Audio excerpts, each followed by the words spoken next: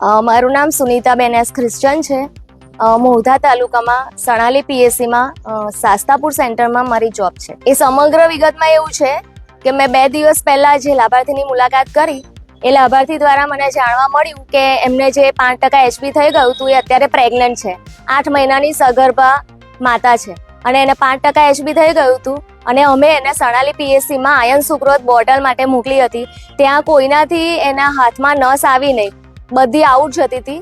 તો પછી છેલ્લે પટ્ટાવાળા બેને એની વેન લીધી અને એને બોટલ ચડાવ્યો ને એને ઇન્જેક્શન આપ્યું. પટ્ટાવાળા બેનનું નામ અસ્મિતાબેન સોઢા છે. હા, એ જ મૂકે છે. ત્યાં સ્ટાફ નર્સ, સ્ટાફ બ્રધર બી છે, ત્યાં પૂરો સ્ટાફ છે પીએસસીમાં. છતાં પણ ઇન્જેક્શન બોટલો એ અસ્મિતાબેન સોઢા જ મૂકે છે. બેન, કેટલું યોગ્ય છે પ્રેગ્નન્ટ વુમન ને પટાવાળા બેન દ્વારા ઇન્જેક્શન મૂકવામાં આવે છે? કેટલું યોગ્ય કહેવાય? બિલકુલ યોગ્ય ના કહેવાય. આ તો કેમ કે 2 જીવ સાથે ચેડા થયા કહેવાય ને. એના પેટમાં નિર્દોષ નાનું બાળક છે. કાલ ઉઠીને કઈ થઈ જાય તો કોની જવાબદારી? કોણ જવાબદાર રહેશે?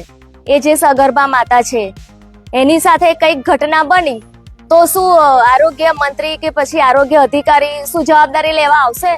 પછી છેલ્લે બને છે એવું કે પ્રેગ્નન્ટ વુમન સાથે કોઈ બી ઘટના બને છે, માતા મરણ થાય છે, તો માતા મરણ સીધો દોષનો ટોપલો જે તે સ્થાનિક FHW બેનના માથે આવી જાય છે.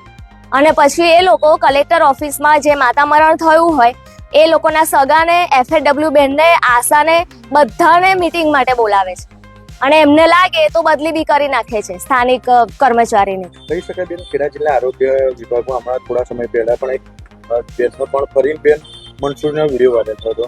તેમણે પણ આક્ષેપો કર્યા હતા 30 થી 50 હજાર રૂપિયા લઈને જિલ્લા આરોગ્ય અધિકારી પૈસા લે છે. શું કહે છે એ બાબતે? હા, પૈસા લે છે, પણ મેં જોયું નથી, પણ ઘણા બધા કર્મચારીઓ એવી ચર્ચા કરે છે અને આ ચર્ચા મારા કાને પણ આવી છે કે આરોગ્ય અધિકારી પૈસા લે છે અને ખૂબ જ ભ્રષ્ટાચાર આખા ખેડા જિલ્લામાં થઈ રહ્યો છે અમારા આરોગ્ય વિભાગમાં. અને આ રીતે જે બોલે છે, સચ્ચાઈ બહાર લાવે છે, એ કર્મચારીને પછી અંદરખાને નોટિસો આપીને હેરાન કરવામાં આવે છે અને દૂર દૂર સુધી બદલી કરાવી દેવાની ધમકી આપે છે.